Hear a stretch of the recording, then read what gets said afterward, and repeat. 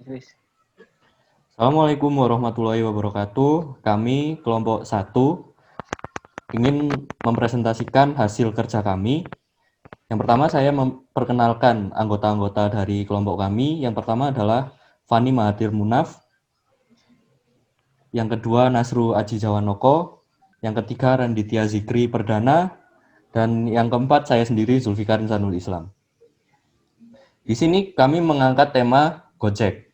Gojek, sebelumnya ditulis Gojek, merupakan sebuah perusahaan teknologi asal Indonesia yang melayani angkutan melalui jasa ojek. Saat ini, Gojek telah tersedia di 50 kota di Indonesia.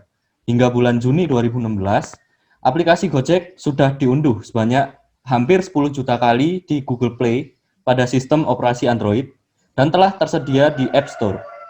Gojek juga mempunyai layanan pembayaran digital yang bernama GoPay. Selain di Indonesia, layanan Gojek kini telah tersedia di Thailand, Vietnam, dan Singapura. Selanjutnya, produk layanan inovasi Gojek. Selain melayani angkutan Gojek, inovasi dari perusahaan Gojek ini juga melayani GoPay seperti pembayaran, GoFood, melayani jasa makanan, GoTix Tiket, GoPlay, GoGames, GoMart, GoMed, GoBox, GoPulsa, dan GoSend. Lanjut. Kelebihan dari produk inovasi tersebut yaitu lebih praktis, tidak usah ke tempat pembeli, penjualnya itu, terus lebih hemat, aman, dan banyak promo dan diskon. Kelemahan dari produk layanan ini yaitu jaringan bermasalah, terkena ongkos kirim, peraturan yang masih belum jelas dan tidak sesuai harapan. Kegagalan produk layanan inovasi Gojek juga ada, seperti dalam layanan GoLive yang terdiri dari GoLaundry, GoDaily yang akan beroperasi pada tanggal 1 Januari 2020. Selain itu, layanan GoVic dan GoCalm juga stop beroperasi dalam pertengahan Januari 2020. Layanan service marketplace yang masih dalam tahap percobaan juga dimatikan. Penyebab dari kegagalan produk ini yaitu karena kontribusi layanan GoClean dan GoMessage mencapai hampir 90% dan total order di dalam ekosistem GoLive. Atas dasar itulah manajemen memutuskan perlunya pengkajian dan pemfokusan ulang guna menjamin pertumbuhan usaha yang terus berkesinambungan, sekaligus memastikan konsumen tetap dapat menikmati layanan maksimal dari ekosistem GoLive.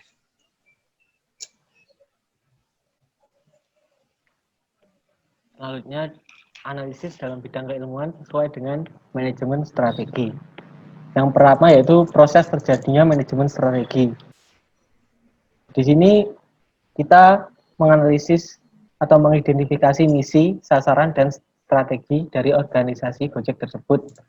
Yang pertama yaitu menentukan suatu misi dalam perusahaan tersebut, apa yang harus diidentifikasi. Seperti Gojek, yaitu menjadikan PT Gojek Indonesia sebagai jasa transportasi tercepat dalam melayani kebutuhan masyarakat Indonesia. Menjadikan PT Gojek Indonesia sebagai acuan pelaksanaan kepatuhan tata kelola struktur transportasi yang baik dengan menggunakan kemajuan teknologi. Yang ketiga, meningkatkan kepedulian dan tanggung jawab terhadap lingkungan dan sosial, serta memberikan layanan yang prima dan solutif yang bernilai tambah kepada pelanggan. Lalu yang kedua, yaitu analisis eksternal. Dalam analisis eksternal, manajer harus memeriksa beberapa komponen ekonomi, yaitu ada ekonomi, demografi, politik, hukum, sosial, dan budaya. Tidak lupa teknologi.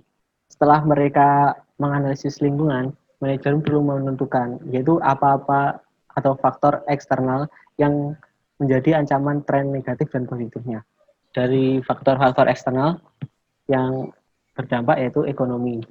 Ekonomi mendapatkan dampak yang positif yaitu harga yang transparan, yang terjangkau membuat masyarakat lebih memilih alat transportasi ini karena terjangkau dan transparan harganya. Dalam sisi teknologi, perusahaan dituntut untuk selalu berinovasi agar menciptakan layanan-layanan baru di aplikasi seperti yang disebutkan Nasrul tadi. Yang ketiga, di sektor pemerintah, dengan dukungan pemerintah yang memberikan regulasi yang sesuai dengan kebutuhan pengguna ojek online dapat membantu dan memajukan karya anak bangsa, yaitu aplikasi Gojek tersebut. Yang kelima, dari segi supplier. Semakin banyak supplier yang bergabung dengan Gojek, maka semakin besar kesempatan Gojek bekerja sama dengan masyarakat luas, yaitu memberikan lapangan kerja bagi supplier-supplier lain agar menimbun modal sebesar-besarnya untuk Gojek ini dan bisa memajukan kesejahteraan bangsa. Yang keenam, efeknya bagi serikat buruh atau driver Gojek. Di sini ikatan antar driver Gojek sangat solid sehingga memberikan dampak positif bagi perusahaan Gojek. Tidak menjadi karyawan namun menjadi mitra.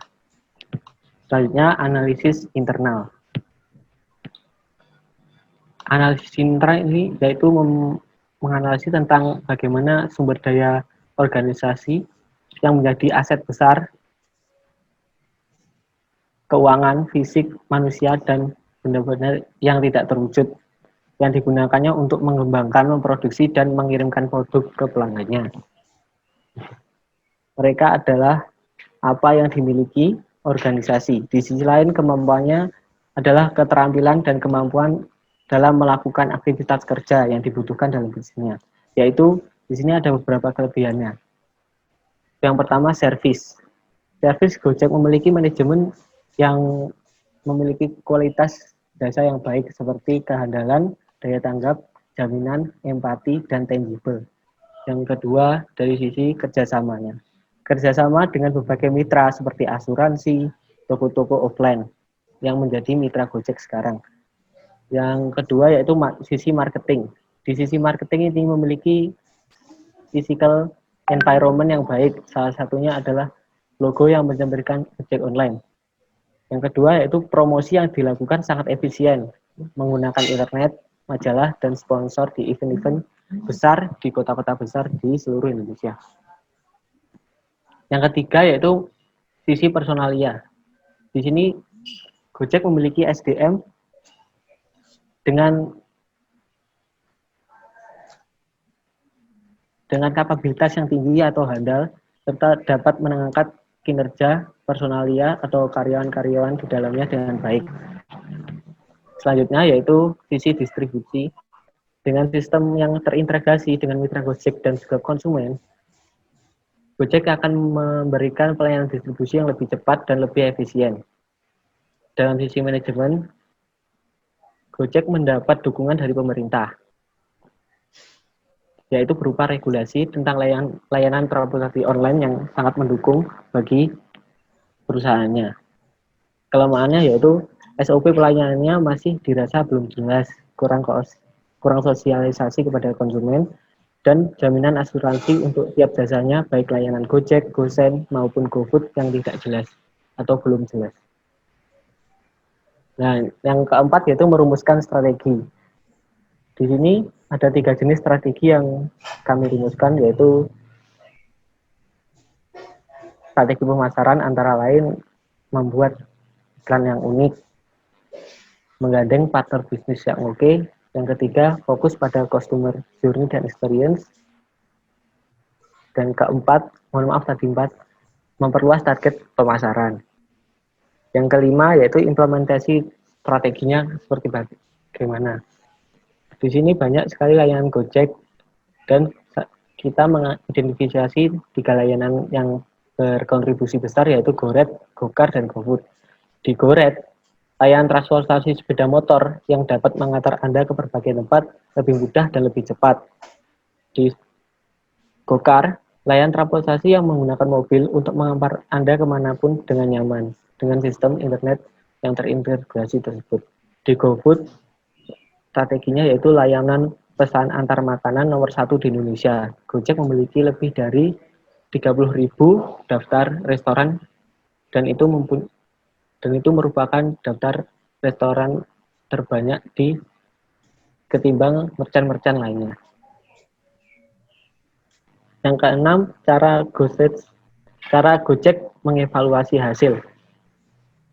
Yaitu di sini langkah terakhir dalam manajemen strategisnya. Gojek selalu mengevaluasi hasil di setiap bisnisnya agar bisa menjadi perusahaan yang terus maju. Selanjutnya, di sini ada tipe-tipe perusahaan. Yang pertama, growth, stability, dan renewal. Di growth ini yaitu sebuah strategi dalam perusahaan yang sedang atau mendapat peningkatan pendapatan. Gojek yaitu adalah perusahaan yang sangat berkembang di Indonesia-nya. Setiap tahunnya perusahaan ini berkembang dengan sangat pesat. Yang kedua yaitu stability. Contoh dari strategi ini termasuk terus melayani klien yang sama dan menawarkan produk atau layanan yang sama, mempertahankan pasar besar, mempertahankan operasi bisnis, organisasi yang saat ini tidak tumbuh tetapi juga tidak ketinggalan. Di sini kita ambil contohnya, yaitu Gojek adalah perusahaan yang stabil. Kita lihat dari keuntungan tiap tahunnya yang stabil dan cenderung naik. Renewal yaitu membantu organisasi menstabilkan operasi, merevitalisasi sumber daya dan kemampuan organisasi. Nah, kalau kita ambil dari contoh Gojeknya, manajer melakukan dua hal. Kedua strategi pembaruan, yaitu memangkas biaya dan merestrukturasi operasi organisasi.